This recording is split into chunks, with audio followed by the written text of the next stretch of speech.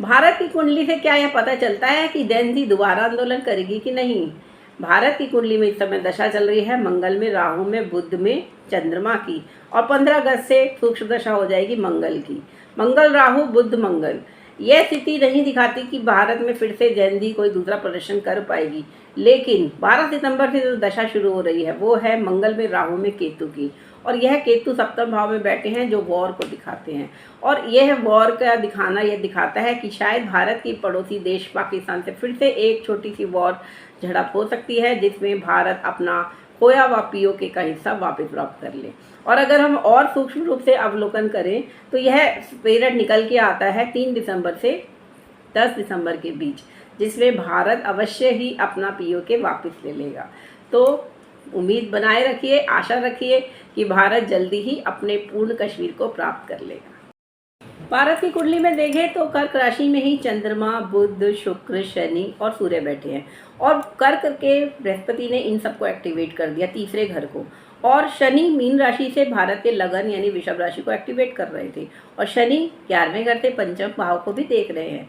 तो इससे पता चलता है कि यह दशा, ये गोचर जो एक्टिव हुआ, जो कि दशा थी मंगल में राहु की, तो यह बिल्कुल सही दशा थी, जिसमें इस तरह का जेन ज़ी आंदोलन होना निश्चित था। जेन ज़ी जो कि जो जनरेशन है जो 1997 से 2012 के बीच में पैदा हुए बच्चों की जनरेशन कहलाती है, और यह जनरेशन में युवा जनरेशन है, जिनमें जोश बहुत अधिक है और शायद मैच्योरिटी कम है। लेकिन फिर भी अभिजीत दीप के जो कि 30 वर्षीय युवा थे, उन नेता के नेतृत्व में इन्होंने यह प्रदर्शन किया और अपनी मांगें मनवाने में सफल भी हुए। कैबिनेट शिक्षा मंत्री धर्मेंद्र प्रधान जी ने इस्तीफा दिया और अन्य तरह के रिफॉर्म्स के लिए भी भारत सरकार तैयार हो गई। लेकिन क्या यह दशा जो अभी बची है, मंगल में राहु की दशा, तो 27 फरवरी 2024 तक चलने वाली है। यह दशा 18 फरवरी 2027 तक चलेगी।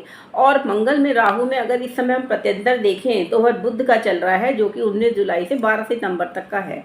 तो 12 सितंबर तक के से पहले क्या दोबारा कोई ऐसा आंदोलन होगा? यूँ तो अभिजीत दीपके ने यह कह दिया है कि फिर से ऑपरेशन जेन ज़ी पार्ट 2 के लिए तैयार हो जाइए, और इस समय 12 सितंबर में तो अभी पूरा 1 महीना है। तो क्या ऐसी संभावना है? मेरे पास कई लोगों के प्रश्न आ रहे हैं, कई फ़ोन कॉल्स आ रहे हैं यह पूछने के लिए क्या फिर से जेन ज़ी जंतर मंतर पर कुछ करने वाले हैं।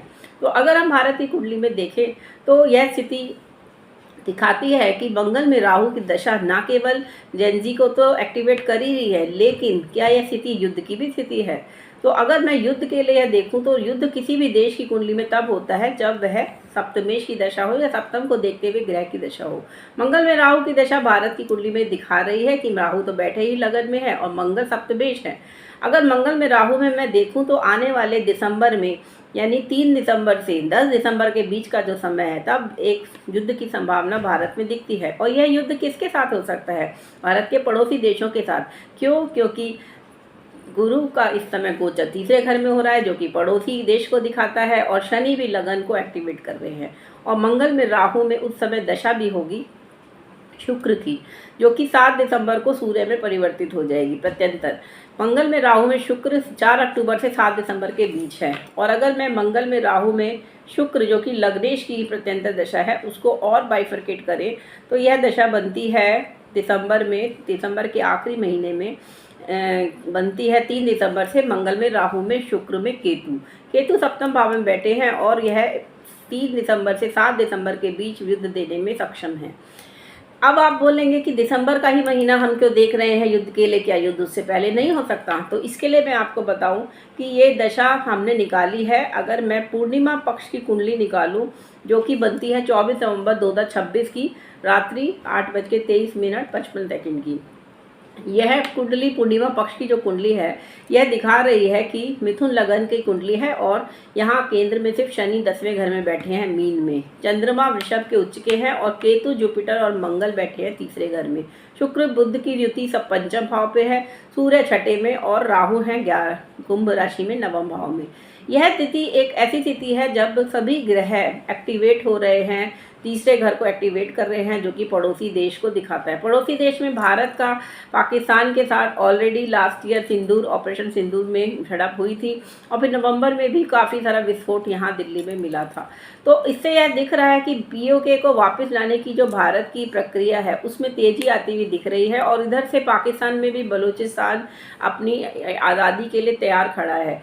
तो क्या ऐसा हो सकता है कि पीओके भी भारत, जो कि पीओके का जो हिस्सा पाकिस्तान के पास है, क्या वह वापस दिसंबर में आ सकता है भारत के पास? तो हाँ, यह पॉसिबल है कि 3 दिसंबर से 10 दिसंबर 2026 के बीच में यह पक्ष कुंडली भी यह दिखाती है कि भारत एक छोटा सा युद्ध और करने वाला है पाकिस्तान के साथ और इस बार हमारा पीओके हमें वापस मिल जाएगा और पीओके का पूर्ण हो जाने से भारत का एक और लक्ष्य पूर्ण होगा।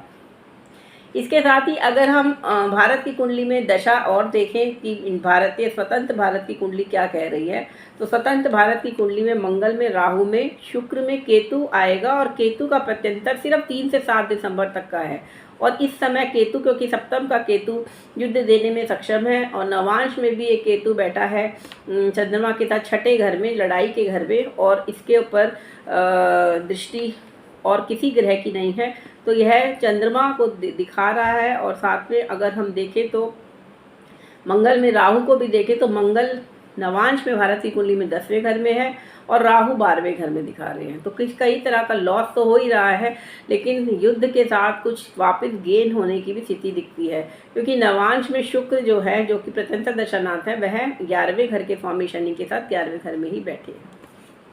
आज के लिए इतना ही, धन्यवाद।